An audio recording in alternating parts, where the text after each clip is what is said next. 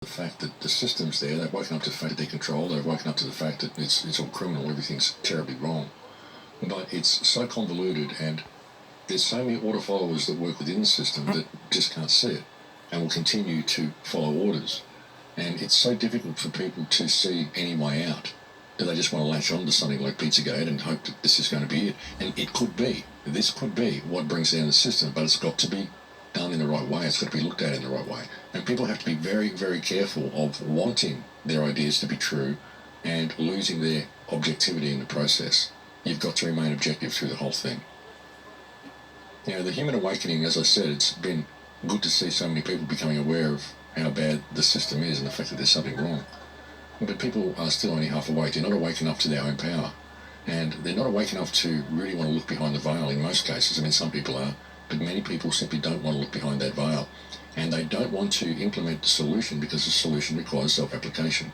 You know, people have to get involved themselves. They have to realise that there is no one coming to save them. I mean, this is what we've tried to do with the Full Circle Project, is provide the mechanism for people to get involved on the ground. Find people in your area that want to be involved and link up with them and see what you can achieve. Identify an issue in your local area that you believe you can tackle and find a way to tackle it. But get a support group around you to do it. You know, link up with people, become cooperative with people rather than competitive with people. Mm-hmm. And that's what Full Circle's all about. It's about creating support groups. It's about lighting grass fires all around the earth. But people have to get involved to do that. No one can lead you to safety. You have to do it yourself. Everybody has to do it themselves. And, you know, you've got to step back and look at all this stuff. And Pizzagate, it's so interesting and it's so revealing, but it's also been so micromanaged. And it's almost too easy. It's almost too much of an easy fix. You know, it's like what we've wanted all along is for something like this to be revealed. But then they introduce the pizza store. They introduce certain little bits of misinformation around the pizza store, like claiming that there's an underground room and all this sort of stuff, before they know it.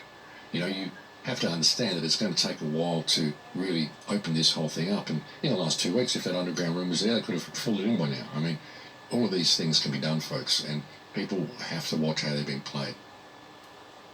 You know, like I said, folks, the awakening has been there, but it hasn't been as much as I want to see. It hasn't been a real eye-opener. It hasn't been an epiphany. It hasn't been where people suddenly go, aha, and they see the mechanism and they see the way out of the mechanism. They see the way out of the mechanism is by simple cooperation, simple non-compliance to the system. You know, stop feeding it. Stop feeding the beast. Walk away, stop feeding it, and it will die. But people don't believe they can stop feeding it because of rules that are written down on paper, because of word magic, because of the spells that they're subject to, and their need to go out there and collect paper in order to pay to be alive. You know, it's the most difficult thing for many people is when they see the system, they just go, oh my God, it's so big and so vast. How do we ever find a way out of it?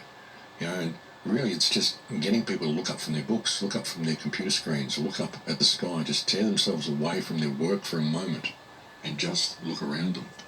The order followers have to do this, but they're so caught up in their rules, they're so caught up in their regulations, and they feel so important for enforcing someone else's parameters on other people because they've had all their own power removed.